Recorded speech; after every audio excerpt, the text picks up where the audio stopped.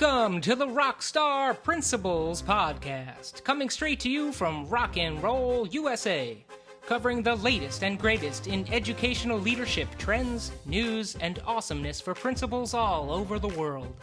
Now, here are your hosts, the boss, John Ross, and the Doctor of Proctors, Nick Indeglio. The Rockstar Principals are back. We're talking some serious educational academic stuff. Serious educational academic stuff! Yeah, this is like Wayne's World on the old Saturday Night Live from the 1980s. Woo!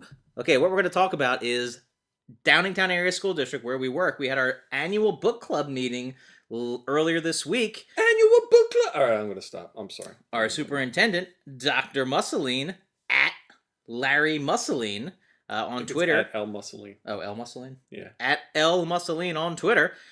Picked a book for us. It was called The Global Fourth Way. This is by Dennis Shirley, at Dennis Shirley. Also authored by at Hargreaves, BC.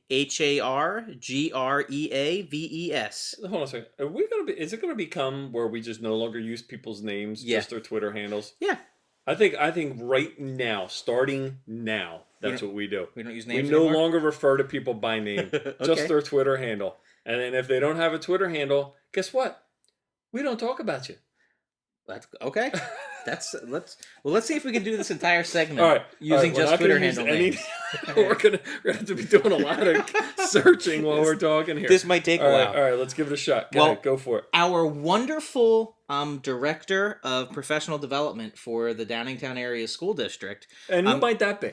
That person is named at DASD _PROFDEV. So we will refer to that person as at DASD Prof Dev. Correct. Okay. Yes. DASD Prof Dev, our director of professional development in the Downingtown Area School District. I have known DASD Prof Dev for a number of years. We worked together previously in another district. She's absolutely outstanding. She served as my assistant principal years ago and did all of my professional development. Just a wonderful, wonderful educator, leader, outstanding rock star principal administrator. But yes, at DASD Prof Dev led our professional development and our reading of the book. Global Fourth Way. What was the name of the book again? The book was called The Global Fourth Way. It doesn't have its own Twitter handle, or else I would have referenced it. Yeah, we're just people's names for Twitter handles. But the basics of the book, and I'm going to give it to you real quickly, so we can talk more about the conversation that came from it. Within the district, basically what at L Mussoline does is he invites any teacher from the district, and there's 1,000 teachers in our district, to be a part of the book club, buys them the book, and then the administrators are required to be there. So it's a chance to have real conversation about a relevant book. Now, in the Global Fourth Way, the authors call the Fourth Way basically the next revolution in education. Engagement, success, and what it takes to achieve these things. And what the book does is it's broken up into chapters, and different chapters look at different educational systems throughout the world. These chapters include Finland, Singapore, the recent movement by the associations and unions in California, Ontario, Great Britain, and a couple other Canadian countries. Canadian countries? Canadian provinces. Sorry. Sorry, I have a bad habit of doing that. I should just let you go. I apologize. At Canada. We actually have a lot of listeners in Canada, so I should be more reverent. I believe it was Alberta and Ontario were the two Canadian provinces that they talked about in the book. However, stop right there for just a second, because I am going to put something out there. It's a challenge of some sort. Because guess what? What? There are 46 states in the Union listening to the Rockstar Principles, but there are 4 states that aren't listening. So right now, Zero Gravity is calling out Hawaii, Idaho, Montana, and Wyoming, because we don't have any listeners in those 4 states. Well, it's kind of hard to call them out if they're not listening, isn't it? Oh. If you know someone who listens, I mean, if you're a listener and you know someone who lives in any one of those states, reach out to them and find out why they're not listening to the Rockstar Principles podcast. Wait, you know what? Get them on board. At Doug Robertson, the weird teacher, who we interviewed for an earlier podcast, he used to work in Hawaii. Right. So he knows people there. Right. At Doug Robertson, we're talking to you right now. The at RCK Star principal, we're talking to you. Call your Hawaii friends and find out why they're not listening. His handle is actually at the Weird Teacher, by the way. It's not at Doug Robinson. Whoops. His Twitter handle is at the Weird Teacher. Did But we that's lose? okay. Okay. That's all right. At the Weird Teacher? You were operating under the premise that you thought that was his Twitter handle. Okay, so that's so okay. that counts. It's understandable. So, at the Weird Teacher, I hate to say this, but I'm going to. Oh no. I'm going to kick your ass if you don't get us listeners in Hawaii. I'm going to do it. I'm going to fly to Seattle or Washington, where you are right now. Oregon. I'm going to beat your ass, and I'm going to buy a couple copies of your book, give it to some friends, and then get us some listeners in Hawaii. He doesn't really mean that at the Weird Teacher. He's just doing that for show. It's the wrestler in him. He knows we love him. At the Weird Teacher, by the way. At the Weird Teacher. Get his book. Find his book. Buy his book. It's on Amazon. He's the Weird Teacher is his book, by the way. At the Weird Teacher's book. Excellent book. But yes, we digress as usual. The Global Fourth Way. In the book, they talk about the different ways, quote unquote, that there have been in the history of education. The first way, the second way, the third way. And they're talking about how now we are in the fourth way. The real quick synopsis, the first way was the period of the 70s and 80s when Nick and I were in school, and schools kind of had a lot of freedom. There wasn't a whole lot of micromanaging of schools and the way that schools did things. The second way was, I believe, the mid to late 80s. Yeah, post Nation at Risk in 83. Nation at Risk, right. And the new call for restrictions on schools. And then the third way was basically this No Child Left Behind current era of accountability that we're under. And they're talking about a fourth way.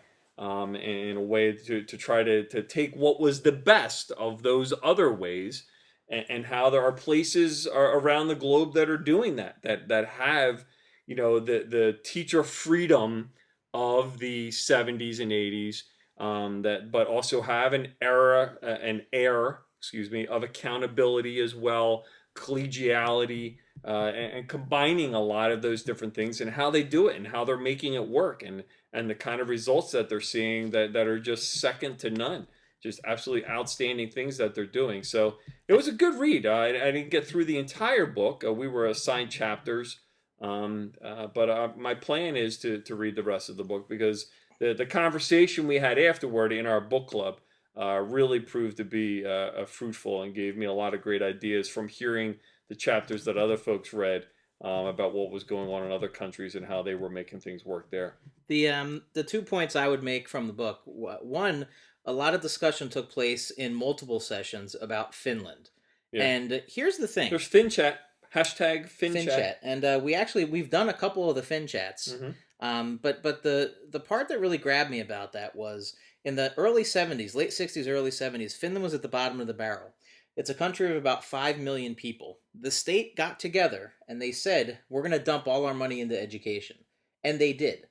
In Finland, the top 10% of the population, the top academic achievers, they become teachers. So basically, your teaching force are master teachers. They are your best professionals. They are your doctors and your lawyers in from other countries. These people go into teaching where it's respected. They pay for all of your schooling through that master's degree to get you that degree. So that contributes to it. You don't need standards, and you don't need assessment to the degree that we have it in other places if you have those types of people in every classroom. Right. Because you can trust those people.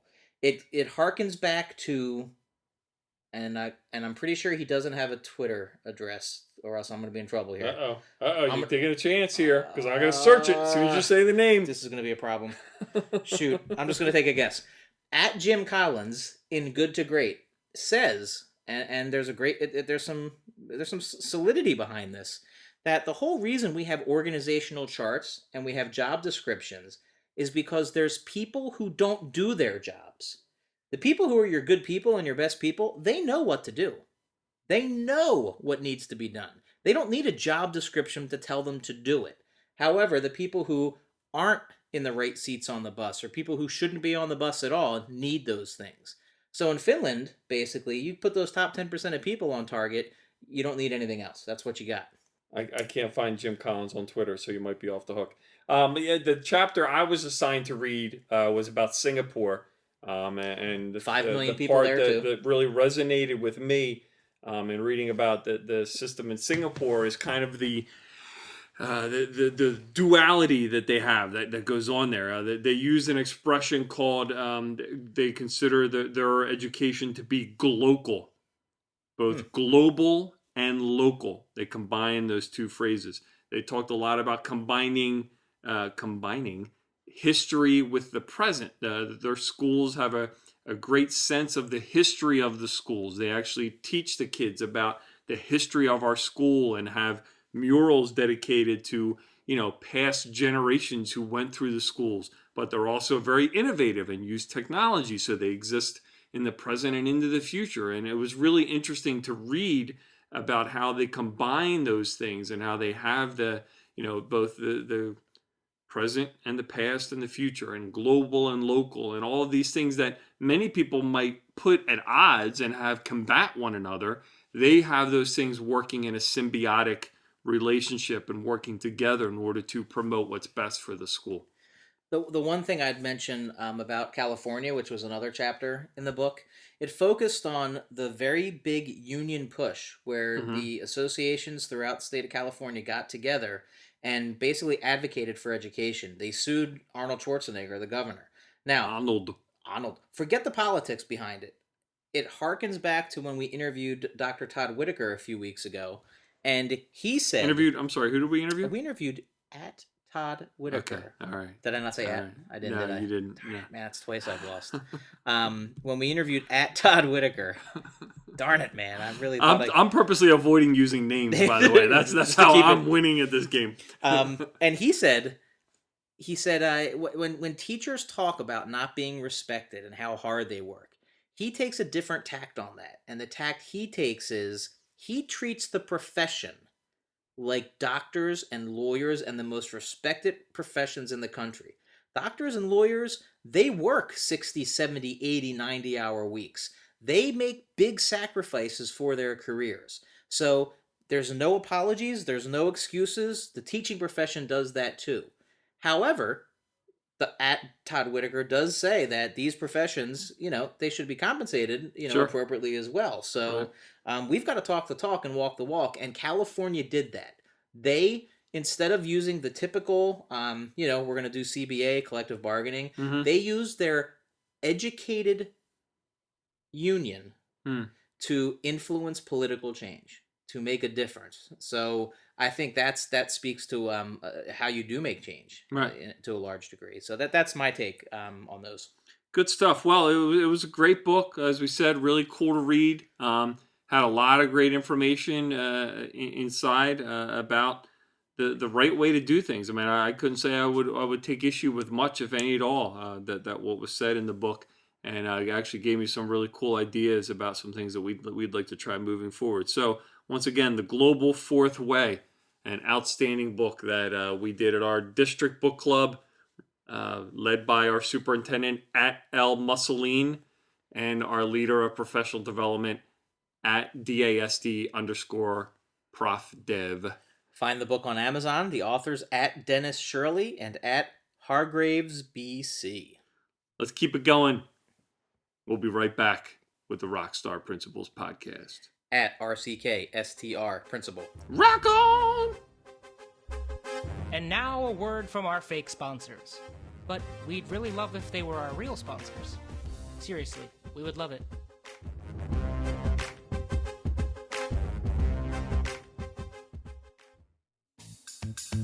You down with RSP? You down with RSP? You down with RSP? Who's down with RSP? You down with RSP? You down with RSP? You down with RSP? Who's down with RSP? Welcome, my friends, once again to the Church of Whitaker. We are here, the Rockstar Principles, as we work our way through the 18 things that great principals do differently by the man, Dr. Todd Whitaker. We love you, Dr. Todd. And you're up to number 12. If you've been following along, hopefully at this point, if you haven't, what are you doing? You can't start with number 12. No, we're up to number 12 in the 18 things that great principals do differently. And number 12, I have to say, Nick, is one that I think we could easily do an entire show on. Number 12 is number 1 with me, my friend. And that is number 12. Great principals ask themselves one central question before making any decision or attempting to bring about any change. And that question is, what will my best teachers think of this? Number 12, number 1 on the charts, number 1 in your hearts. Absolutely. What will my best teachers think of this? What would that be on a bracelet? WWMBTTOT? I guess that's too many. Probably too many letters on the bracelet, yeah. This is absolutely, as you know, when I was talking to Dr. Whitaker, well, we met him, a month ago. Yes. And as I said to him, I believe we had this on the podcast, this was the first time I heard this, I was very early in my administrative career, and I saw Dr. Whitaker speak and heard him say this, and this just completely resonated with me and put into words something that I had been feeling but really couldn't express, and it's really something somewhere along the way that just became my absolute guidepost for everything that I do as a principal is to stop and ask myself, what will my best teachers think of this? And as I said when we were talking to Dr. Whitaker, the problem, for lack of a better term, with this is if you don't express this to people, if you don't tell people that this is the way you make your decisions, then people accuse you of playing favorites. I think you'll get accused of playing favorites unless you make it clear to people that your favorites are the people that you consider to be the best, the people that are in it for the kids, the people that come early and stay late and will do anything at the drop of a hat as long as it's what's best for the kids. Those are the people that I always try to think about when I'm making any kind of decision, and that's why it just absolutely, positively is my number 1 on these 18 things. However, interestingly, Dr. Whitaker disagreed with you. Yeah. And his feeling was that he doesn't think people should know that that's how you make your decisions. Some of his recommendations, in fact, included not singling people out during faculty meetings for positive behaviors. He says, pull them aside individually and alone because they become targets for some of the bad people and the jealous people. Yeah. And interestingly, in our short clip we did for our DASD Twitter podcast, when we showed them, a little bit of the podcast, the clip we played from Dr. Whitaker was him talking about how he shies away from his best teachers in meetings and during PD, and actually saddles himself up and gets himself close to his problem people, some of his worst teachers, and really tries to, for lack of a better term, kind of make them uncomfortable. Yeah, I mean I think that's absolutely what he's trying to do. He's trying to make the best people comfortable and make the people that aren't the best people uncomfortable. And that's probably the harder of the two things to do. Not many people like being uncomfortable, but I think it gets great results, and I would definitely say that that's something that I try to do as well. It's difficult to not make people feel as though they're being singled out, but sometimes they single themselves out. They do things and they make choices that they single themselves out. When you're the lone wolf that's complaining about something that everyone else is on board with, and it's something that's genuinely good for kids and something that's going to benefit the kids, then you make it painfully obvious that you're the one that's not on board. And it's the Rocky IV notion of Paulie when he calls himself. It all comes back to Rocky for you. Always does. Yeah. The unsilent majority. And sadly, the majority. Who am I? I'm the unsilent majority. That's who I am. But in schools, we tend to have a silent majority, and I think the large majority of our people are good people, and they want to be doing they are doing the right things and they are better people, but they don't make noise. And Right. when the malcontents are making noise during faculty meetings and other places, they tend not to speak up. They might roll their eyes, or they're going to go about doing their thing. But I think sometimes you get a skewed perspective, and a part of what Dr. Whitaker is saying is, it's our responsibility as the leaders to try to minimize that and set our own example, and hopefully that empowers our best people to start making noise and to becoming vocal. Absolutely. And let me say this, because I am not, and I know you're not either, at all, saying that we don't like when people question us. I have no problem. I have absolutely no problem with somebody, raising concerns, raising questions, having issues with something that we're trying to do, as long as the first words out of their mouth are, I don't think that this is what's best for the kids. If the first words out of their mouth are, I don't think this is what's best for me, then you've lost me. And I'm not hearing anything after you say that. I'm just hearing wah, the Charlie Brown teacher after that. Because I see red. I just get that tunnel vision and see red when what somebody's complaining about is, how they feel and how this makes me feel and how this is more work for me. Stifle. I don't want to hear it. Okay? It's got to be about the kids.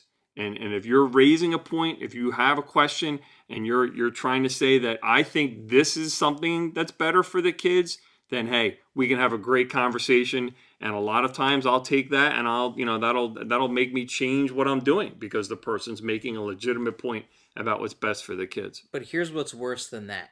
To me, that is, I agree with you completely. When it's openly about them and not about the kids, or more about them than the kids, drives me crazy. What makes me even more crazy is when they're talking about something that is clearly in their best interest, but trying to make it seem like it's about the kids. Right. And we're actually both dealing with a situation right now together, as we're planning our 7-8 buildings, that is part and parcel with what we're talking about here. Yeah. And what we did was a very simple solution. We took everything that was brought to our attention, which was a clear case of, this is what we want, but we're going to mask it, by saying we think this is what's best for kids. And we challenged these people to bring us the proof, show us the research, back up what you're saying, and show us why this is better for kids. And in a matter of seconds, it all fell apart. It was a glass house. And I want to try to spin this back in the positive too. I mean, if you think about, if you're a leader and you think in your mind who your best people are, envision those people right now. You need to know who those people are, in my opinion. You have to have an idea of who you're thinking about when you say my best people. It just can't be this, enigma. It can't be this blob of, it's a generalization of my best people. No. Picture in your mind the top 5, the top 10 outstanding people on your faculty. Okay? When you make a decision, when you make that decision, those are the people that you need to be thinking about. You need to know. You shouldn't have to go to them. You should know you should know them well enough. If they're your best people, you know them well enough to know how they're going to respond to what you're saying. But even if you have to go to them, even if you have to have, bouncing ideas off of them, there's nothing wrong with that either. Whatever you need to do, those are the people that you need to be thinking about. Because if you don't, and this is the point that Dr. Whitaker makes, if you marginalize them, if you allow them to see, if you play to the middle, I say all the time that the Colin Powell quote about trying to please everybody breeds mediocrity. If you play to the middle, then that's what you're going to get. You're going to get the middle. You got to play to your best if you want to get the best. Hashtag that, suckers. Play to your best if you want to get the best. You make your best people happy, that's when you're going to get your best results. That's all I got to say about that. Well, I'll close with this, because I'm sure all of our listeners absolutely love Colin Powell and appreciate all he's done for us. And Play to the Middle is a great summary. But let's not forget who said it long before Colin Powell said it. Mr. Miyagi in Karate Kid 1. Daniel-san, you choose side. Walk left side, safe. Walk right side, safe. You walk middle, sooner or later, squish, just like grape. Gotta choose a side. Well said. You do have to choose a side, and I'll go a step above Mr. Miyagi, at least for myself. Something my father said to me when I was very young. As you walk down the middle of the lane, you get hit by traffic going in both directions. So you got to pick a side, and you got to go with it, and it better be the side of what your best people are. You know, so, before we number close 12. this, though, yeah, let's close out Church of Whitaker. Go ahead. It's important because it's almost a 6 degrees of Kevin Bacon. Yeah. However, it's 6 degrees of Henry Winkler because Mr. Miyagi, Pat Morita, yes, played. What was his name? It was Arnold's. It was Arnold's. Was he? He wasn't Arnold. No. Arnold was the guy that went, yeah. But Mr. Miyagi owned it first. Did he? Maybe he was Arnold. Maybe he was Arnold. We're going to have to. Somebody hit us up on Twitter and let us know. I don't have my phone. Is my phone nearby? We'll have to check out who Pat Morita was in Happy Days. Henry Winkler. Yeah. Happy Days. Yeah. Alongside Pat Morita. Connection. Henry Winkler. Wow. And we come full circle. Everything comes back to Henry Winkler. We're going to have to maybe start 6 degrees of Henry Winkler. I think we could. Let's see. Pat Morita. Bear with me, folks, here, because we need to figure out who Pat Morita was on Karate Kid. I'm IMDbing right now. Happy Days. Because he was Mr. Miyagi in the Karate Kid. Yeah. Okay. Thanks for clearing that up for me. Because otherwise, people wouldn't. I would have been trying to find out. He's also dead. The late great Pat Morita. Yeah. Right. I'm scrolling through IMDb. Bear with me. Why don't you sing a little bit for us, Nick? Church of Whitaker. Sing about Mr. Miyagi. Mr. Miyagi likes to cut the bonsai trees. He teach Daniel some karate. Mr. Miyagi. You're way too eager to sing about Mr. Miyagi. I can't find. Usually you find IMDb much faster. It's because I got to scroll back. I mean, I can't believe Happy Days was that long ago. I'm sure if we had an actual producer like we do when we do interviews, this would be a whole lot easier. I know. I should have just Google searched Pat Morita and Happy Days rather than trying to scroll backward. Because by trying to scroll backward, I mean, wow. Yeah, Pat Morita was... He was in a lot of stuff. Yeah, he was. Yeah, he was a very... MASH, Hawaii Five-0. Actor. Yeah. I think I went back too far. I'm back to 1972. Love American Style? Bob Newhart show? He was in Love American Style. Pat Morita, man. I must have scrolled past Happy Days. Yeah, along with... Oh, well. Well, here he is. Hold on. He was Arnold. Love Boat. He was, in fact, Arnold. We have verification. Arnold Takahashi. There you Happy go. Days. There you go. So now I'm going to have to figure out who the other guy was that said, yeah. All right. Well, that closes this segment of Church of Whitaker. 3 minutes longer than it would have been because we couldn't figure out who Mr. Miyagi was. All right. We'll have to take that from another segment later on. We're out. We'll be right back. Rockstar Principals Podcast. Stay tuned. And now a word from our fake sponsors. But we'd really love if they were our real sponsors. Seriously, we would love it.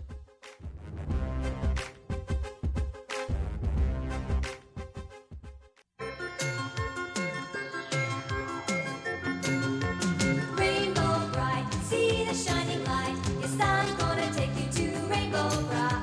Starlight flies right before your eyes, and rainbow colors will cheer you up. Magic flight, come on, take it for a ride. Rainbow bright, see the shining light. The sun's gonna take you to Rainbow Bright.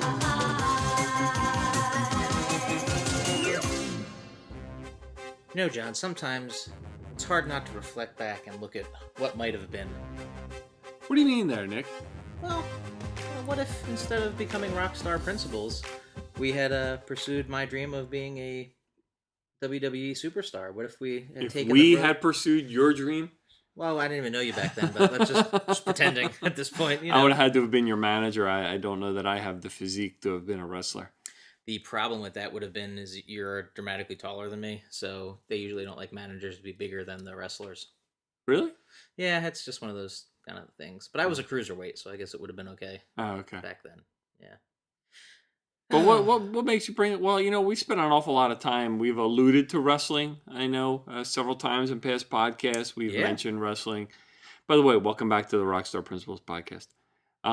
But we've never really spent a whole lot of time talking about wrestling, and I think maybe that would be a good move for our pop culture segment for this episode. Yeah. It kind of jumped into my head because I was thinking about one of the chats that we were in this week, and somebody happened to mention that they were talking to some other person about us, which just blew my mind that somewhere there was someone having a conversation about us. Who could that have been? I believe that two people, very popular in the world of education, and some of our favorite people. Yeah. One who is from the chat at ArcEd Chat. Hashtag ArcEd Chat. Hashtag The Arkansas Education Chat. Yeah. And one of the moderators of that chat is at Daisy Dyer Durr, DAISYDYER who was having a conversation with at Todd Whitaker. What?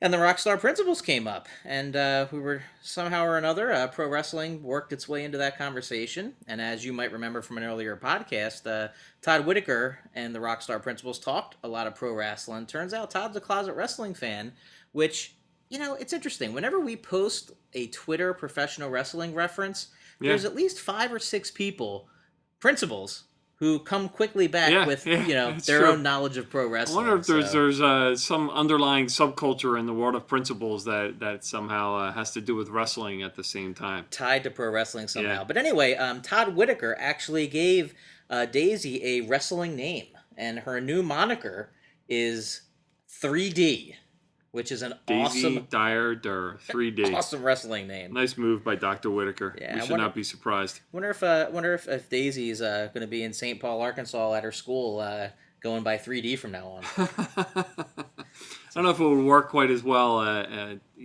the actual education field. I don't know if that really would resonate with the kids. But yeah, there's something about the wrestling, as we like to say, that I've always been a fan of, sometimes more than others, but particularly after I got out of college, I guess. My wife and I got married.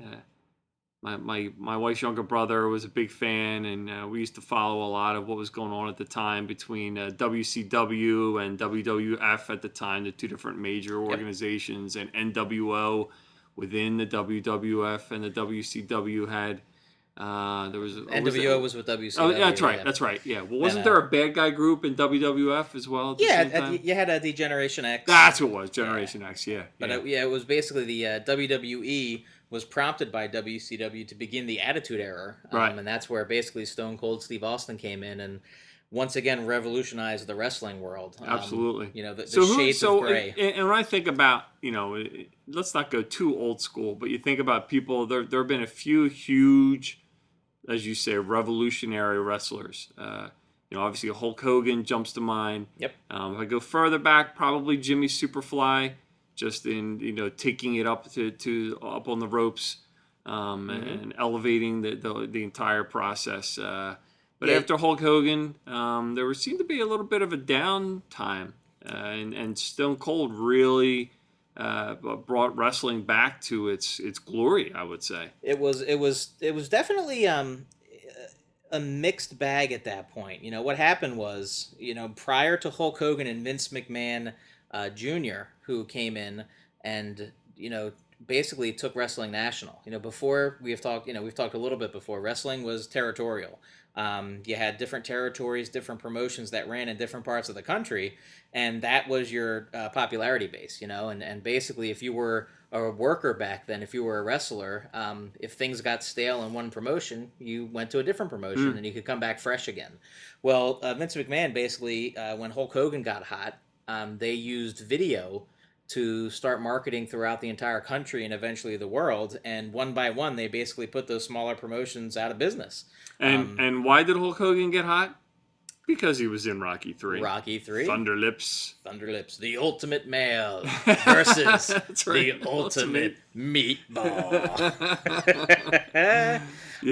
But anyway, so that was, the old formula was good versus bad. You had the ethnic wrestlers and you had the Cold War stuff that, they played for a while. But eventually that got old too. And there was a big steroid scandal in the early 90s. Vince McMahon was, caught up in all of that. And at that point, there was just a fear factor that I think took place for a while. Then when WCW got competitive, Eric Bischoff came in, took an idea from Japan. The whole NWO thing was a riff off of an invasion angle they had done, in Asia. And Kevin Nash, Scott Hall, and then Hulk Hogan, when he turned bad, started the whole edgy deal going on. Meanwhile, in WWF, Vince realized what was happening and started blurring those lines with Bret Hart a little bit, and then Stone Cold caught fire. And then basically, what made that work so well was, number one, Vince embracing the fact that he was the boss, and Stone Cold being the anti-authority. I mean, who doesn't want to tell their boss to, stick it and, get some retribution? Well, our people don't want to. Oh, of course our not. teachers don't want to. But, I'm sure there's a lot of other people that would. Yeah, much, much different. Yeah. So, but following that, then The Rock obviously got big. WWE bought it all. And, up to current day, you've got John Cena now, who's like he's polarized, but he's very popular. And to me, it's a little bit too overproduced these days. I feel like there's an authentic piece that's missing now. Right. But, at the same time, it's still very entertaining, and, I miss it and I enjoy it. It's just a question of what's going to be the next big thing. Well, I have to tell you, one of my great memories of my educational career, and I think I mentioned this to you before, when I was an assistant principal back in the day at Drexel Home Middle School, our Home and School Association had a connection with one of the touring wrestling groups, and we brought them in as a fundraiser, and they brought fans with them. There was people that were there that we did not know who they were, but a lot of our families were there as well. Yep. And our principal, Mr. Galley, who we're probably going to have on the podcast at some point, he actually got body slammed by the wrestler, and that drew tremendous applause from the students that were there attending the event. So I think there's a lot of connections. I think there's a lot of cultural connections in different parts of the country where wrestling is a big part of the community and what they're fans of. And it's not at all a rural thing either. I think there's a lot of urban. No. There's a lot of urban fans. There's still a lot of kids you see in both suburban, urban, rural. I think that's what the cool thing about it is that there's no segment of the population that corners the market. It gets a bad rap, I think, in terms of people I think go to the rural, your lowest common denominator. Yeah, right. And I don't think that's accurate. I mean, you look at a crowd. We have WWE on TV right now while we're talking about this, and you look at that crowd, and it's a cross section of America that are fans of wrestling. So, good stuff. It's a different world. The mixing of those two worlds for me, whether being a principal and being a wrestler, came when we did our fundraiser at Council Rock. Right. And we raised a lot of money for some good charities, but we brought in WXW, which is my promotion. In fact, they're on Twitter as well, at WXWC4, I believe, in Allentown. And WXW, the original's down in Florida now. My trainer, Alpha the Wild Samoan, has since moved down to Florida. But basically, I main evented against former WWE Tag Team Champion, Head Shrinker Samu, in a championship match. He was the champion of the promotion at that time. So it was the assistant principal from Council Rock versus Samu. And we brought in a lot of names for the show. So we had King Kong Bundy, Jimmy Superfly Snuka. We had Gene Snitsky there. We had Tara from, at the time her name was Talia, she went by. Now she's in TNA. And this is on YouTube, right? Yeah. So folks want to see clips of what you're talking about there. They I think if you go on YouTube and just search your wrestling name, which was Zero Gravity. I think we've mentioned that before. Yeah. Not only will you find a highlight reel, which I think is one of the things that you tweeted out to Daisy when we were talking about. I'm sorry, 3D, when we were talking about wrestling, and I know you tweeted that out to Dr. Whitaker as well.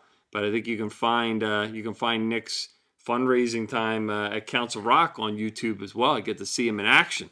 Yeah, that was towards the end of my career. I was getting back into shape at that point. But the funniest part of this is now the mixing of the two worlds. I'll tell you the story. Right. So I was it was pre-match. The show was going on, so we were in the backstage area, which is by the gym. And one of my teachers, because this was a school night, actually came up to me. Now I'm in gear, So I'm in my tights, you Right. know, and I'm standing there, and a teacher is talking to me about a student she once disciplined the next day while I'm trying to prepare for my match. And at that moment, Jimmy Superfly Snuka goes walking by in his Hey, leopard brother. print tights as That's a teacher is great. talking to me about discipline. And I said, oh my God, I am literally living in two different worlds right at this moment. It couldn't be any more There's a bizarre. whole nother conversation I think to have there, that somebody would have, somebody would approach you in that scenario and try to talk to you about that. That's good. As you're trying to remember, Classic. 10 minutes of choreography Classic, and right, get warmed right. up and Good stuff. yeah, crazy. All right, well, maybe we'll do a little bit more on wrestling later on, but shout out again to at Todd Whitaker and at Daisy Dyer-Dur. And check We out got to get a at correct pronunciation of Chat. Daisy's last name. When, I'm when- sorry. What night is that? Thursday? Arcade Chat? Yeah, I think I'm it's pretty sure that was Thursday night. Yeah, Yeah, 9 to 10, I believe. it was Eastern time. Yeah, and that was a good conversation. I want to say that was the mentoring conversation, or was that a different one we did this week? I don't know, Nick. We were in so many chats Yeah, we did this do a lot of past chats week. this But week. yes, Arcade Chat is an outstanding. I mean, that was just rocking the other night when we were on there. It was Thursday night. Our Arcade hashtag Arcade Chat is just a great chat to check out on Thursday nights. A lot of great people in there.